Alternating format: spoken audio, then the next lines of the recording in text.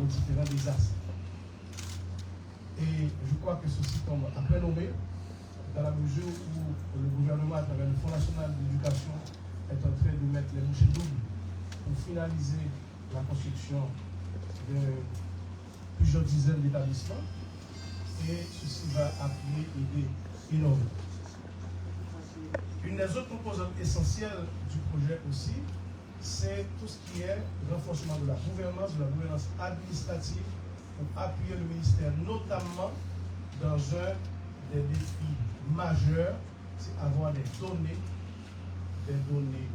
pratiques, en particulier ce que nous appelons le système d'information de gestion de l'éducation, qui permet, selon la feuille de route du ministère de l'Éducation nationale reçue par le gouvernement, de pouvoir disposer d'ici la fin de cette année d'un registre national des élèves avec un numéro d'identification scolaire unique de l'ensemble des élèves pour lequel, à date, nous avons pu identifier 1 million d'élèves dans le système disposant d'un numéro d'identification scolaire unique.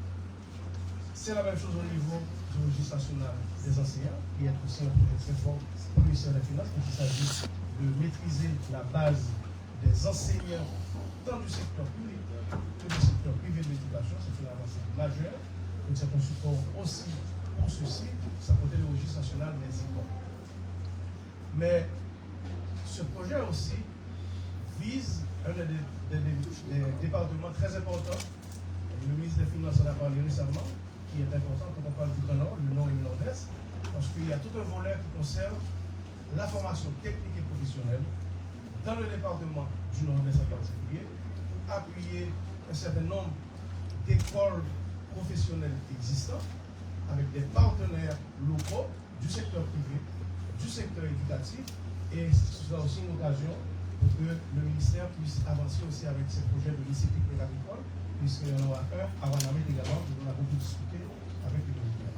Donc, je dis, c'est bonne nouvelle ça, que accord, le protocole, ça que le ministre des Finances signé avec l'ambassadeur européen pour le secteur éducation, qui permettent effectivement que le ministère a renforcé non seulement l'urgence que l'a gérée, mais surtout transformation de fonds pour l'homme que l'a fait.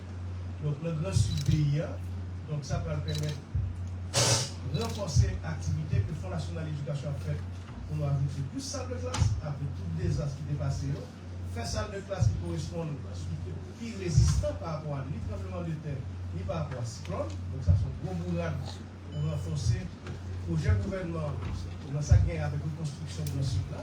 Mais deuxièmement, ce projet qui est orienté dans le département nord-est en particulier pour renforcer la gouvernance, direction départementale avec tout partenaire, l'école nord-est, avec un volet très fort pour formation technique et professionnelle, pour renforcer plusieurs écoles de formation technique et professionnelle, et en particulier tout, permettre au ministère d'avancer avec le projet lycée technique agricole, dont on va le faire pour la langue. Donc, merci encore. Donc, c'était résumé du projet ça. Merci, ministre. Et sans transition, nous allons permettre à monsieur l'ambassadeur Stéphane Ogato de présenter de manière détaillée le programme de financement éducation pour vivre ensemble et qui va être signé tout à l'heure. Merci, bonjour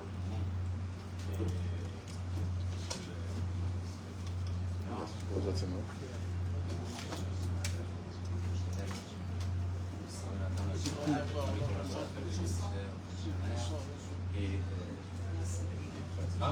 On m'entend pas. Ah, ok, on entend mieux. Très bien, merci beaucoup. Monsieur le ministre a déjà esquissé l'essentiel du programme, et permettez-moi quelques brèves considérations. Tout d'abord, c'est une grande satisfaction pour moi je pense que c'est la première fois que je signe un document de ce type depuis que je suis à Haïti. Bon, mon arrivée à Haïti a coïncidé avec un moment pas particulièrement facile qui était depuis l'octobre de l'année passée, donc on a eu quelques difficultés d'entrée, et donc en fait toute l'année 2023 a été une année satisfaisante parce qu'on s'est vraiment remis debout par rapport à une situation qui était devenue complexe et qui bien évidemment a affecté aussi la mise en œuvre et la conclusion des préparations des programmes d'éducation. Donc déjà On a longuement travaillé sur ce programme d'éducation et donc c'est un plaisir finalement de pouvoir le signer. Or, l'éducation, c'est pas aujourd'hui qu'on commence un partenariat entre Haïti et l'Union européenne. D'ailleurs, je vais vous dire, pas seulement aujourd'hui, je suis dans certaines conventions ici, mais hier, j'ai eu l'occasion de visiter une école en Haïti pour la première fois, et c'était dans l'autre Artibonite. Et moi, j'ai toujours à Saint-Michel-de-la-Taille, concrètement, là, il y a un projet où les écoles sont en fait alimentées par les cantines scolaires qui sont à leur place fournis par des produits exclusivement locaux. Donc, on a vu les enfants qui, en fait, prennent des cours sur l'agriculture et apprennent déjà à des techniques qu'après vont appliquer dans leur terre. Et c'est un projet plus complexe, je ne vais pas l'expliquer, mais c'est toujours un plaisir quand même d'être avec les jeunes. Je pense que les jeunes, c'était même pas les jeunes, c'était vraiment les enfants et les filles. Et une chose qui étonne en venant d'Europe, c'est la quantité et la force, la beauté qui expriment tous les enfants à l'école, avec leur uniforme, très fiers, avec leur...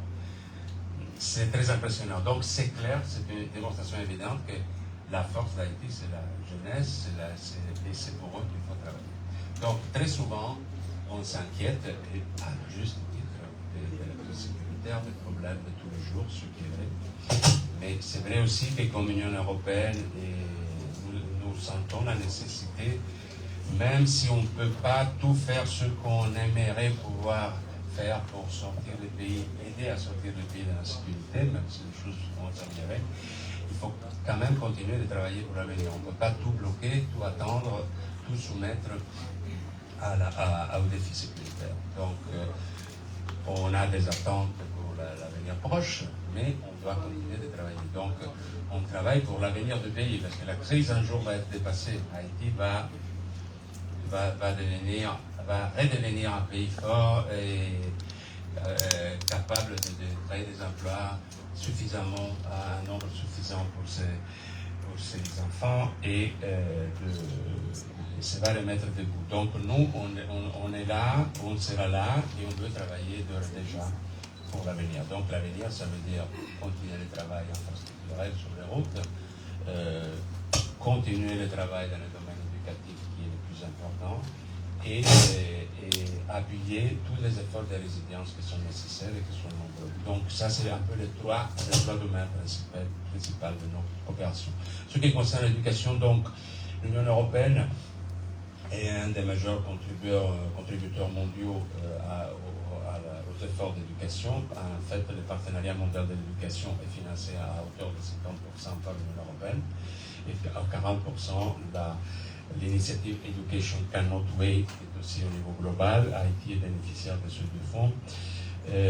Dans les derniers 15 ans, l'Union européenne et ses États membres ont financé à hauteur de 282 millions en programme d'éducation.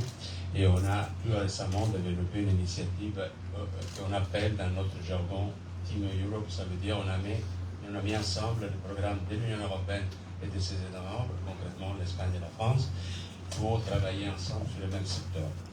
Donc maintenant, on signe une nouvelle initiative, Éducation pour vivre ensemble,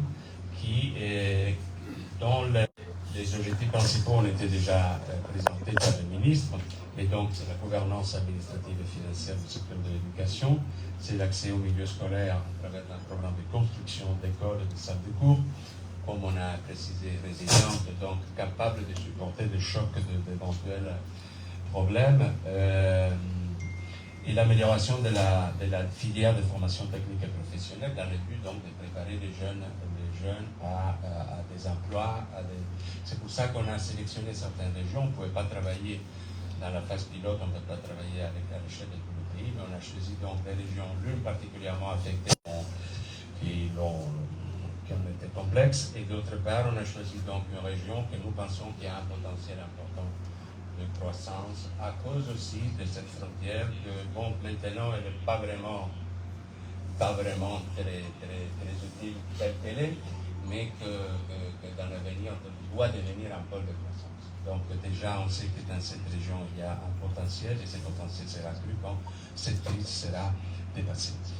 Donc, on travaille maintenant dans un certain nombre de secteurs. Les programmes de 18 millions d'euros qui viennent, qu'on va signer aujourd'hui, va en fait apporter pas mal de ressources. Donc, j'ai mentionné des choses que j'ai déjà dites, mais rapidement.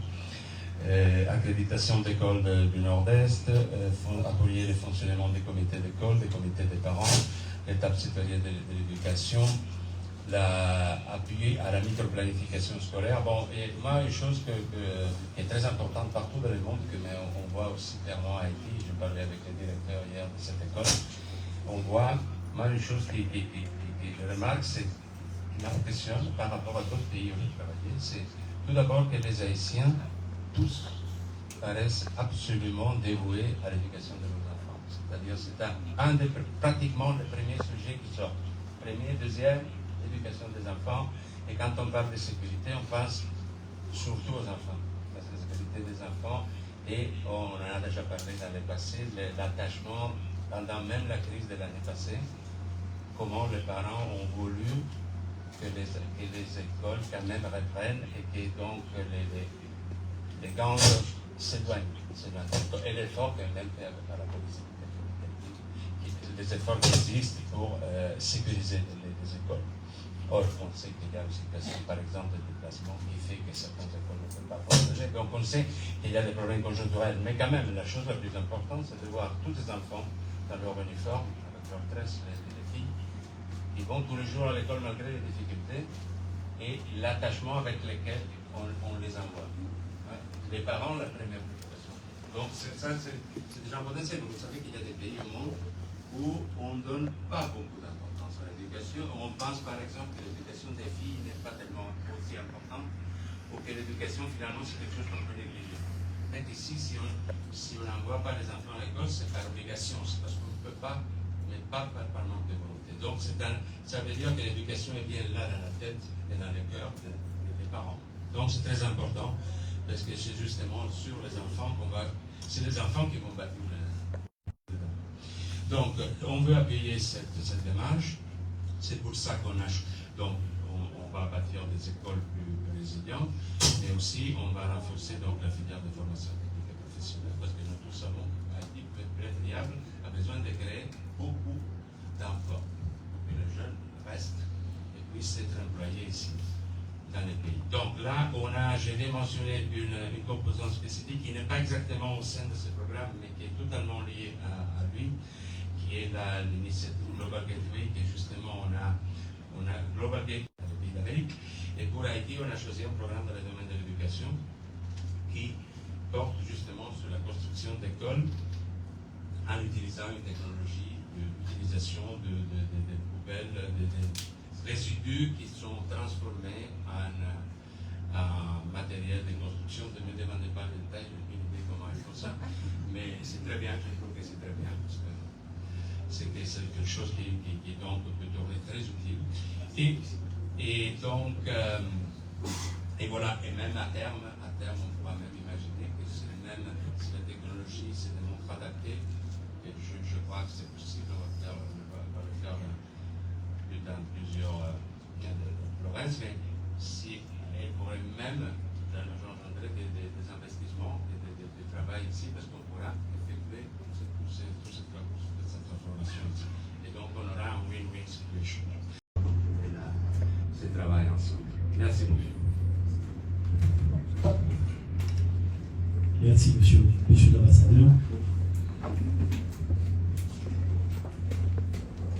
Monsieur le ministre de l'Éducation nationale et de la formation professionnelle, Monsieur l'ambassadeur de l'Union européenne en Haïti, Monsieur le donateur national, Monsieur le directeur du cabinet,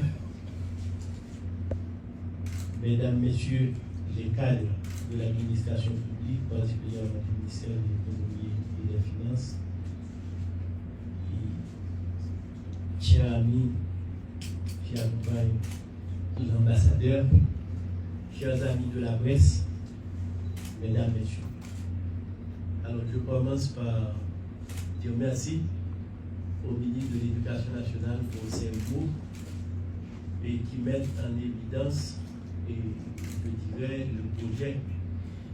Donc, et à travers ces mots, je pense que l'assistance a pu se rendre compte qu'il s'agit d'un projet dont le bénéficiaire n'est autre que le ministère de l'Éducation nationale. Et des remerciements aussi, pour commencer, à M. l'ambassadeur Gato pour ses considérations.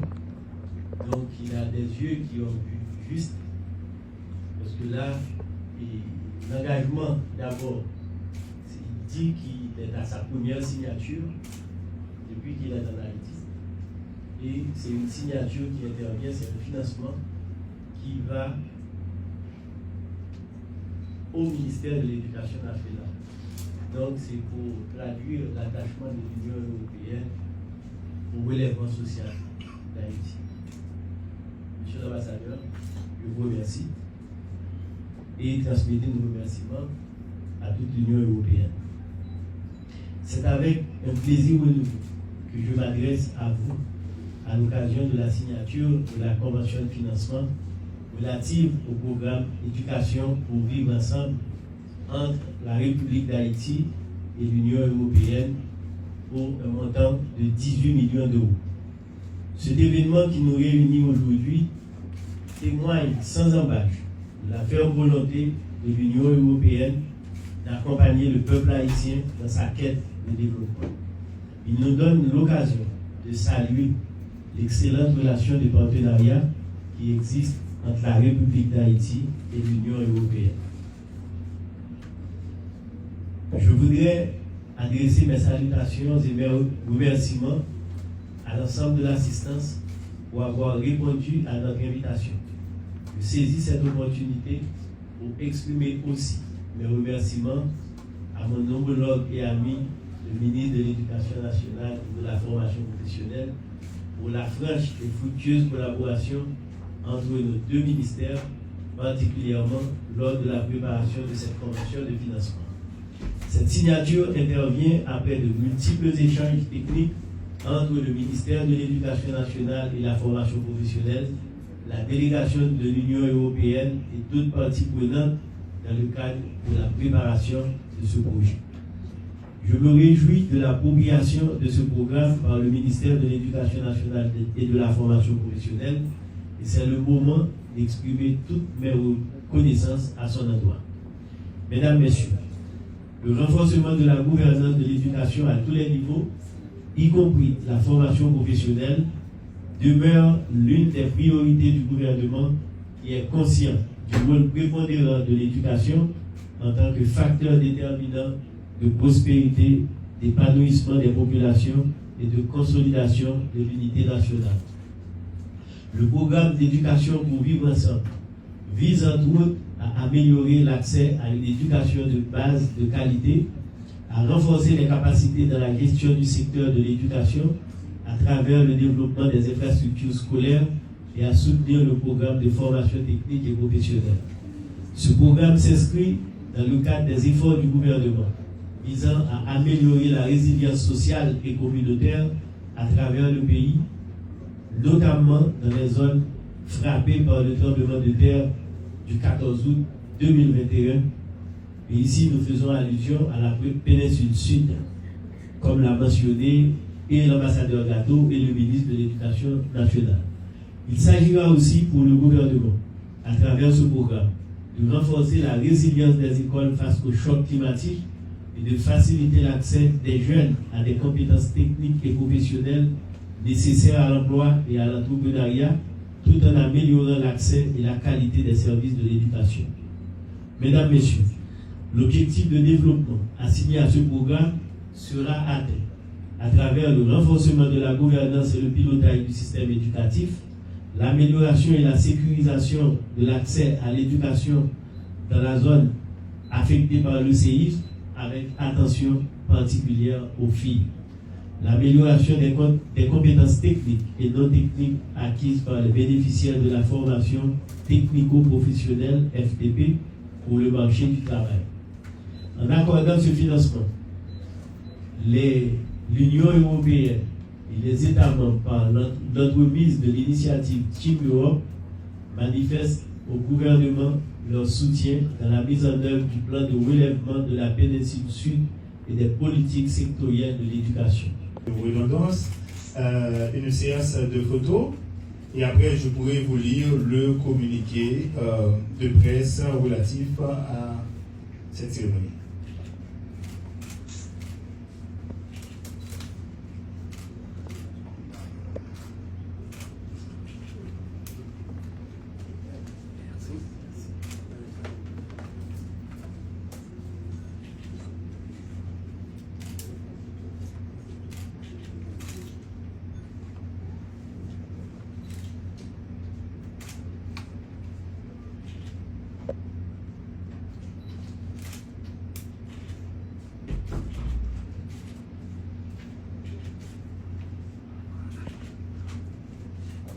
Voilà, merci Monsieur le ministre, merci Monsieur l'ambassadeur. Sur vos applaudissements, s'il vous plaît.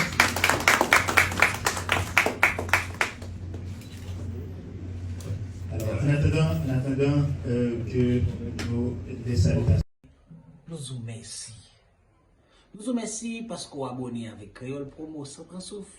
Et nous vous remercions tout parce que vous suivez Chanel.